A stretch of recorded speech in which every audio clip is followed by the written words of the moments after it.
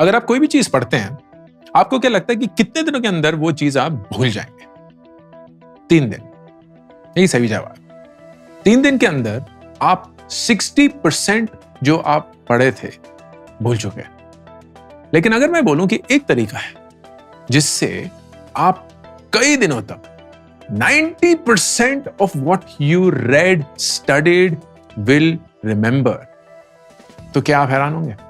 1885 में एक German psychologist ने इसी सवाल का जवाब दिया, हर्मन एबिंगहॉस। हर्मन एबिंगहॉस ने शायद हमारे पूरे सिविलाइजेशन की सबसे important memory and learning technique हमें समझाई है, एंड उसका नाम था the forgetting curve. Forgetting curve ये बोलता है कि जब कभी भी आप कोई नई चीज पढ़ते हैं तो 3 दिन के अंदर अंदर ही आप आधे से ज्यादा चीज भूल चुके हैं। लेकिन अगर आप उस चीज को रिवाइज करते हैं, आप उस चीज को रिव्यू करते हैं, आप उस चीज को बार बार at a very specific interval पढ़ते हैं, तब आप 90% रिटेन कर सकते हैं। इस वीडियो में 10 तरीके जिससे आप अगर स्कूल स्टूडेंट हो, कॉलेज स्टूडेंट हो, वर्किंग प्रोफेशनल हो और कुछ नया सीखना चाहते हैं, कैसे सीखें ये बताने की कोशिश करूंगा। Number 1, the power of revision.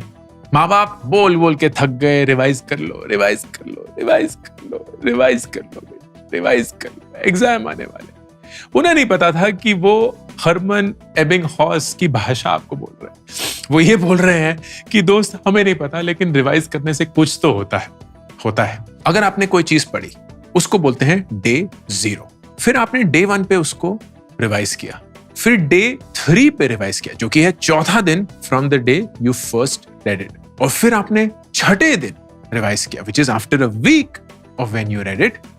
आप 90% जो आपने पढ़ा होगा, सीखने की कोशिश करी होगी, वो रिटेन कर पाएंगे। ये साइंटिफिकली प्रूवन है। ये है रिविजन का पावर। इस टेक्निक को बोलते हैं स्पेस्ड रेपिटेशन, जो कि यूज की जाती है to retain something by spacing the repeatability of that task. And सबसे बेस्ट पार्ट ये है कि रिवाइज करने का ना कोई सेट तरीका नहीं है। ये नहीं है कि बार बार वही चीज करनी है जो आपने सबसे पहले दिन करी होगी। आप नोट्स बना सकते हैं, आप दोस्तों के साथ पढ़ सकते हैं, आप वीडियो देख सकते हैं, आप ऑडियो सुन सकते हैं। All of that will work as long as जो आप कंटेंट रिटेन करना चाहते हैं, समझना चाहते हैं, एब्जॉर्ब करना चाहते हैं, वो सेम है। तरीका नंबर 2, एक्टिव रिकॉल। जब लोग जिम जाते हैं और वेट्स करते हैं तो उनके मसल कैसे बन जाते हैं? एक बॉडी को कैसे पता है कि वो वेट उठा रहा है और फिर सडनली उसको मसल बनना है? How does that work? It works because हर एक इंसान में मसल होती है, लेकिन जब मसल टेस्ट होती है, उसमें स्ट्रेस डलता है, उसको कोई वेट उठाने को बोला जाता है, तो वो धीरे धीरे धीरे बिल्ड होनी शुरू होती है। सो एसेंशियली जब हम उस मसल को स्ट्रेस करते हैं, it becomes more of the muscle it is. हमारा दिमाग भी एग्जैक्टली एक मसल ही है। हमें लगता है कि हमारा दिमाग पैदा होते हुए एक IQ के साथ पैदा हुआ था, तो हमें इतनी क्षमता है या इतनी नहीं है, but that's not true. The growth mindset is कि हमारा दिमाग एक मसल है, एंड जितना हम उस मसल को ट्रेन करेंगे, उतना ही हमारा दिमाग शार्प बनेगा। एक्टिव रिकॉल एग्जैक्टली यही करता है। आप जो आपने पढ़ा है, जो आप सीखना चाहते हैं, उसको रिकॉल करने की कोशिश कर रहे हैं अपने मेमोरी, अपनी याददाश्त से। And the way to do that is by having fun with it. तो फर्ज करिए आप नहा रहे हैं एंड आप अपना ही एक एग्जाम पेपर बना रहे हैं दिमाग में कि ये मैंने सवाल सोचा, अब उस सवाल का जवाब क्या होगा। ये मैंने सवाल सोचा, उस सवाल का जवाब क्या होगा। या आप कहीं बैठे हुए हैं, या बस में ट्रैवल कर रहे हैं, उबर ओला में हैं, या कंपनी की कैब में हैं, एंड आप अपने साथ नोट्स ले गए हैं, एंड छोटे छोटे नोट्स हैं जिसमें आप एक सेंटेंस पढ़ेंगे एंड उसके ऑपोजिट साइड पे दूसरा सेंटेंस होगा जो कंप्लीटेड होगा, लेकिन आप उसको याद करने की कोशिश करेंगे कि इस सेंटेंस का कंप्लीशन क्या है। तो पलट के देखेंगे कि सही जवाब था कि नहीं, but that recall will activate your brain muscle. सबसे बेस्ट तरीका है किसी और को पढ़ाना। बोला जाता है कि पढ़ाने से बेटर रिटेंशन तरीका है ही नहीं, and I can vouch for that, क्योंकि मुझे पढ़ाना बहुत पसंद है। एंड जब भी मैं कोई भी चीज पढ़ाता हूं ना, मेरे अपने खुद के फंडामेंटल्स एकदम क्लियर हो जाते हैं, कंसोलिडेट हो जाते हैं, सॉलिडिफाई हो जाते हैं, क्योंकि मुझे दूसरे को पढ़ाने में खुद समझना पहले पड़ता है कि उनको कैसे समझाया जाए। इनफैक्ट वो माँ बाप बोलते थे ना कि जोर जोर से पढ़ो, वो भी एक बहुत फंडामेंटल एक्टिव रिकॉल का ही तरीका है। वेयर आप पढ़ रहे हैं लेकिन जोर जोर से, ताकि आप अपनी आवाज सुन भी पा रहे हैं। तो आप अपने दिमाग में नहीं पढ़ रहे हैं, आप अपनी ऑडिटरी स्किल को भी एक्टिवेट कर रहे हैं, and that is triggering your brain muscles. Active recall as a second way to learn fast. Number 3, chunking information. आजकल की दुनिया में ये सबसे मुश्किल चीज है, क्योंकि हम इंफॉर्मेशन से सराउंडेड हैं।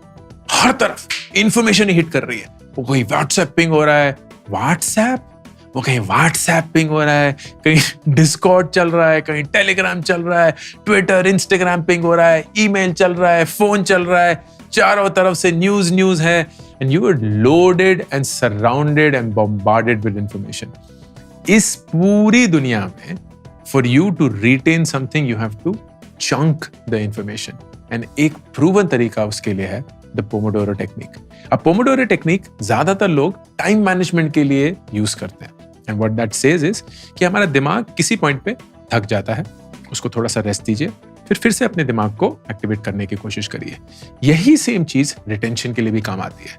अगर आप कोई भी चीज समझना चाहते हैं, सीखना चाहते हैं, तो उसको 25 मिनट तक सीखिए, समझिए, फिर एक 5 मिनट की ब्रेक लीजिए, फिर 25 मिनट फिर से समझिए, सीखिए, फिर 5 मिनट की ब्रेक लीजिए। जब 4 पोमोडोरो हो जाए तो एक लंबा आधे घंटे का ब्रेक लीजिए, एंड फिर से 4 पोमोडोरो करिए।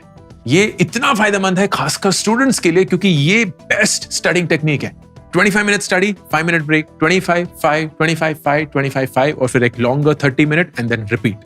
एंड दिस विल इंश्योर कि आप इंफॉर्मेशन को चंक कर रहे हैं, अपने दिमाग को रेस्ट दे रहे हैं, and you are not loading और overloading it with information. Point number 4, creating a distraction free learning environment. ये बहुत जरूरी है दोस्तों। ये प्रूवन है कि जब कभी भी आपका दिमाग आसानी से भटक सकता है तो वो भटकेगा, क्योंकि दिमाग है चंचल। उसका दिमाग इधर उधर कहीं जाते रहता है, दिमाग का दिमाग कहीं ना कहीं जाता रहता है। उसको वो टू डू लिस्ट याद आ जाती है, वो किसी को फोन करना याद आ जाता है, आपका फोन सामने पड़ा हुआ है, वो पिंग होता है तो वो हो जाता है, कहीं कुछ इधर कुत्ता बिल्ली घूम रहे हैं, आप खिड़की के पास बैठे हुए हो, वहां सड़कों पे देख रहे हैं, कहीं कुछ घंटी बज रही है, कुछ हो रहा है। इतनी ज्यादा अगर त्राही मची होगी तो आपका दिमाग कॉन्सेंट्रेट नहीं कर पाएगा। Also the table that you work on, और व्हाटएवर, अगर आप बेड पे बैठ के भी पढ़ रहे हैं या कुछ रिटेन कर रहे हैं या काम कर रहे हैं, वो एनवायरनमेंट आपके माइंड साइकोलॉजिकली को कैसे इंपैक्ट करता है, प्लेज एन इंपॉर्टेंट रोल। अगर आप रजाई में बैठकर एकदम सुस्ता के कुछ सीखने की कोशिश कर रहे हैं, नहीं हो पाएगा ना दोस्त, क्योंकि नींद आने लगेगी। खासकर अगर सर्दियां हैं तो थोड़ा सा अरे अच्छा सा माहौल बन रहा है, थोड़ा सा लेट जाते हैं, and it will go for a toss. मैं for example like I am dressed like this, ये मेरा कैजुअल वेयर नहीं है। अगर मैं ऑफिस भी जाता, क्योंकि स्टार्टअप की दुनिया से हूं, तो ऐसे ही जाता। अब मैं घर से काम करता हूं तो मैं अपने नाइट ड्रेस में भी घूम सकता हूं, लेकिन बाकायदा मैं उसी गियर में हूं जिस गियर में I will go to work. मैं एक ऑफिस एनवायरनमेंट में काम कर रहा हूं, ऐसा नहीं है कि कहीं किधर बैठा हुआ हूं। अगर घर पे भी बैठता हूं तो टेबल पे बैठता हूं, बिल्कुल स्ट्रेट अपराइट बैक करके बैठता हूं, and I am working on my laptop. Distraction कुछ भी नहीं होता है, and I ensure that the environment around me is allowing me to concentrate fully. Point number 5, over memorization. ये भारतीय कल्चर की बुनियाद है, खासकर स्कूल एंड कॉलेज में। रट्टा मार, समझने की कोशिश नहीं है, रट्टा मार। वो याद है 3 Idiots? चमत्कार का मतलब नहीं चाहिए दुबे जी, मैं याद कर लेंगे, I'll memorize it. हमें किताबी भाषा पूरी पता होगी, लेकिन हमें उसका मतलब नहीं पता होगा। अगर हम असली जिंदगी में कदम लेंगे तो हमें ये तो पता होगा कि यार ABCDE, लेकिन ये वाकई में कैसे यूज होता है उसका कोई आइडिया नहीं होगा। What's the point of that?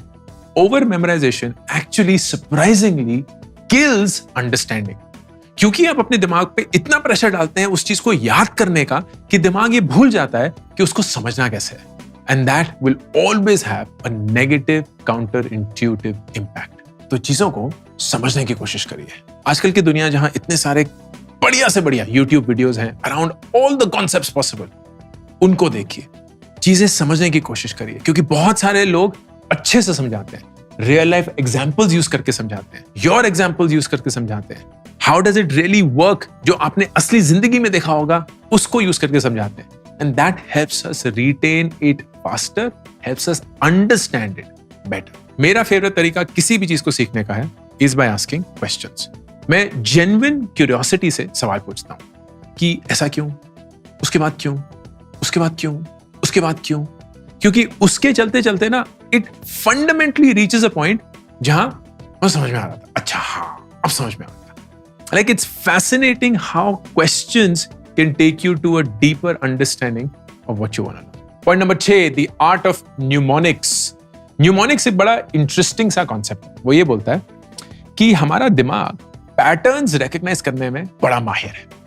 अगर मैं आपको बहुत सारा इंफॉर्मेशन दे दूं तो लाइक पता नहीं याद रहेगा कि नहीं रहेगा, लाइक वही फॉरगेटिंग कर्व। लेकिन अगर मैं उसको एक पैटर्न में जोड़ दूं तो the likelihood you will remember will be a lot higher. For example, हमारे सोलर सिस्टम में कितने प्लैनेट्स हैं? कमेंट सेक्शन में जरा पॉज करके लिखेंगे कितने प्लैनेट्स हैं, क्योंकि ये बड़ा इंटरेस्टिंग सवाल है, बहुत लोगों का अभी भी गलत होता है। हमारे सोलर सिस्टम में कितने प्लैनेट्स हैं? ओके, लिख दिया, पक्का, चीटिंग नहीं करना है, ठीक है, और बाद में जाके बदलना भी नहीं है, कोई एडिट वेडिट नहीं, जो लिखा लिखा है। अगर गलत भी है तो क्या फर्क पड़ता है, मैं कौन सा एग्जाम दे रहा हूं और आपके नंबर उससे आ जाएंगे। सही आंसर है 8, 9 नहीं। प्लूटो एक टाइम पे प्लैनेट हुआ करता था और बेचारे को उस पोजीशन से इस्तीफा देना पड़ा या शायद फायर कर दिया, तो अब 8 ही बचे।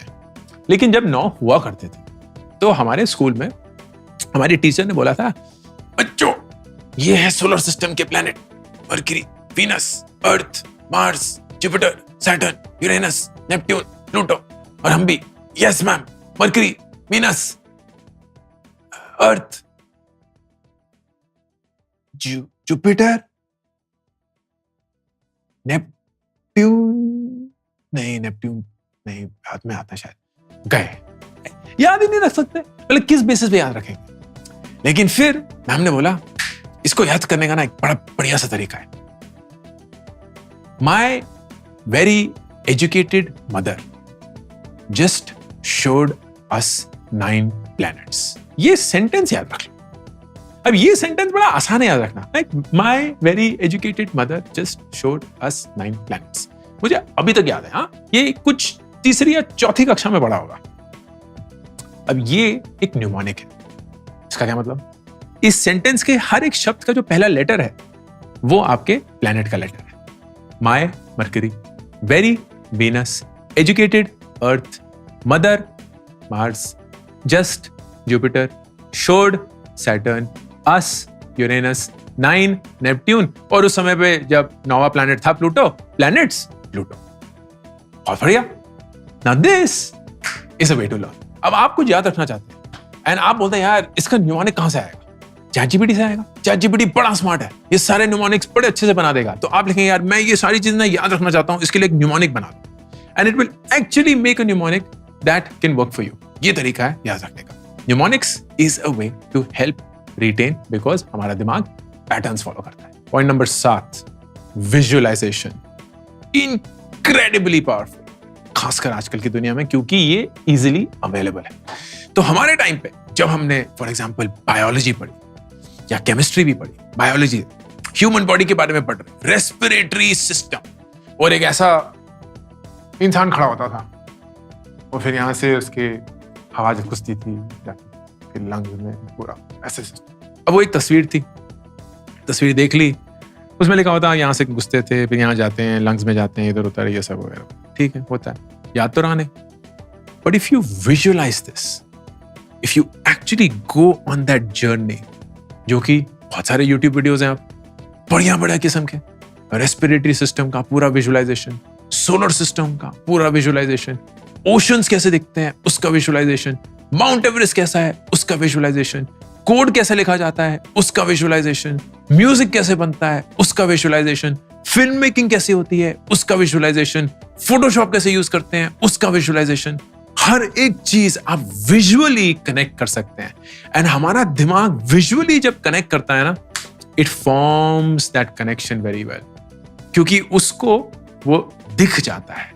एंड देखना is a integral part of absorbing information and consolidating it. तो जितना भी आप विजुअली एक चीज को कंज्यूम कर सकते हैं उतना करिए। तो जब आप पढ़ लेते हैं आपको एक ढांचा मिल जाता है, लेकिन उस पढ़ने के बाद उसको विजुअली एक्सपीरियंस भी करिए। That will change the game. Point number 8, the role of sleep. ये एक बड़ा मिसकंसेप्शन है, खासकर यंग लोगों में कि यार सोना ना it's a waste of time, क्योंकि जब आप जगे होते हैं ना, you're hustling, you're making things work, you're doing shit, you're rocking it. हमें लगता है कि सोते हुए क्या होता है, बॉडी एकदम नम सी हो जाती है, दिमाग एकदम बैठ जाता है, हार्ट बीट स्लो हो जाती है, खत्म हो जाता है। गलत। सोते हुए हमारा दिमाग काफी एक्टिव होता है।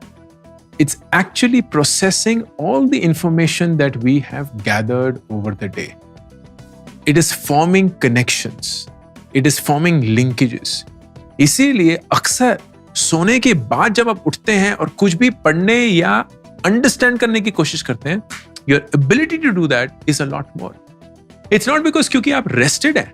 It's because आपके दिमाग ने वो सारा काम किया है in the background that you couldn't have done actively while being awake. That's the importance of sleep.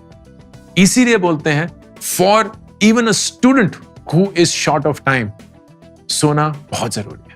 And you have to make it a point that you get adequate sleep at the right time and set your body in a discipline जहां उसे पता है कि आप किस समय पे हर रोज सोएंगे, किस समय पे हर रोज उठेंगे, and that will train the to know कि उस सोते हुए समय पे मुझे अपने दिमाग को कैसे यूज करना। Very powerful. In addition to रात की नींद, power naps are also very powerful. मुझे याद है मेरे MBA के दिनों में जहां जेन्युइनली वक्त की कमी होती थी, मैं बहुत सारे पावर नैप्स लेता था 15-15 मिनट के। तो मेरे फोन पे 15 मिनट का एक अलार्म सेट था एंड लाइब्रेरी में बैठ गए, पढ़ रहे हैं and then 15 minute power nap ले ली and I actually used to feel extremely refreshed उस 15 मिनट की नींद के बाद भी।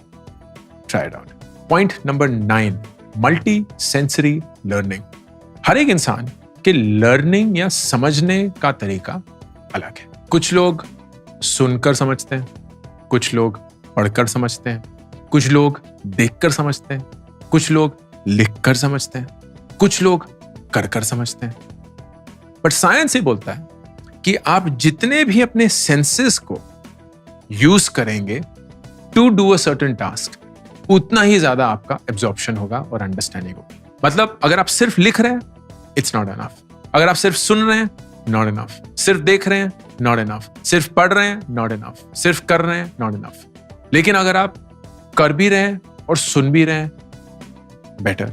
अगर आप कर भी रहे हैं, सुन भी रहे हैं, देख भी रहे हैं, better.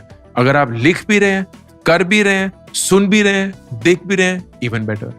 So imagine that you are like in a lab, and जरूरी नहीं है कि लैब हो, सफेद कोट डाल के जो भी, बट एक लैब है एंड आप कुछ करना चाहते हैं।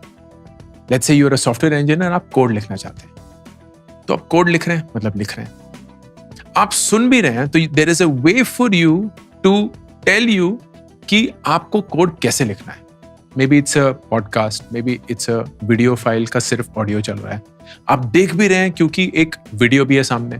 तो फर्ज करिए कि एक यूट्यूब वीडियो चल रहा है एक ब्राउजर या एक टैब में, और दूसरे पे आप कोड भी लिख रहे हैं। एंड देन फिर आप वाकई में कर भी रहे हैं क्योंकि you are actually writing it and getting the code done. That way your learning will be a lot higher than अगर आप किसी एल्गोरिथम की बुक लेकर कोड पढ़ रहे हैं। अच्छा, ऐसे लिखते हैं कोड, कुछ तो रिटेन हो जाएगा, लेकिन this process multi sensory will be a lot better. And finally point number 10, the importance of asking questions. सवाल पूछना सबसे बेस्ट तरीका है किसी भी चीज को समझने का। इसके बारे में हम ऑलरेडी बात कर चुके हैं, but I had to emphasise this as a separate point. हमारे कल्चर में ना सवाल पूछना सही नहीं माना जाता, क्योंकि हमें बोला जाता है यार सवाल तो सिर्फ भोंदू लोग पूछते हैं, सवाल तो वो लोग पूछते हैं जिनको कुछ समझ नहीं आता, सवाल तो वो लोग पूछते हैं जो गधे हैं, सवाल तो वो लोग पूछते हैं जो स्मार्ट नहीं है। मत पूछो, लेकिन सवाल पूछने से ही हम लोग आगे बढ़ते हैं। इनफैक्ट अगर आप देखेंगे तो पूरी सिविलाइजेशन ही सवाल पूछ के आगे बढ़ी है। अगर लोगों ने सवाल नहीं पूछे होते कि धरती गोल क्यों है, वो सूरज अभी तो दिख रहा है, रात को कहां चला जाता है, ये धरती ऐसे ही गोल क्यों दिख रही है, वो जो जहाज समुद्र में जाता है तो वो गायब कैसे हो जाता है। ये सारे सवालों से ही हमारी अंडरस्टैंडिंग बनी है of ourselves, of our body, of our mind, of our work, and that's the only way to progress. तो आपको भी अपनी अंडरस्टैंडिंग, अपनी लर्निंग के लिए सवाल पूछना है, और उन सवालों का जवाब देने के लिए ना अब आपको लोग नहीं चाहिए, क्योंकि आपके पास टूल्स हैं। आपके पास जो भी सवाल होगा जहन में, वो आप चैट जीपीटी पे डालेंगे तो वो एक जवाब देगा, एंड वो जवाब एक और सवाल देगा, फिर वो सवाल एक और जवाब देगा, and the process will continue till you will be clear of what you want to do. That's the best way to learn, my friend. तो ये रहे 10 स्ट्रेटजीज जिससे आप कोई भी नई चीज सीख सकते हैं. तो 2024 में ऐसी कोई भी चीज नहीं होनी चाहिए जो आप सीखना चाहते थे लेकिन ना सीख पाए, क्योंकि ये स्ट्रेटजीज आपको नदी पार ले जाएंगी. विद दैट उम्मीद, विद दैट भरोसा, विद दैट विश्वास, this is Ankur Warikoo signing off. मेरी नई book make epic money is now available for pre order. ये एक ऐसी किताब है जिसमें मैंने पैसे के बारे में हर एक चीज सिखाने की कोशिश, बताने की कोशिश करी है जो काश मुझे किसी ने बताई होती जब मैं अपनी 20s में था. एक बहुत ऑनेस्ट, बहुत सिंपल और बहुत जरूरी बुक. ऑर्डर करिए Amazon पर.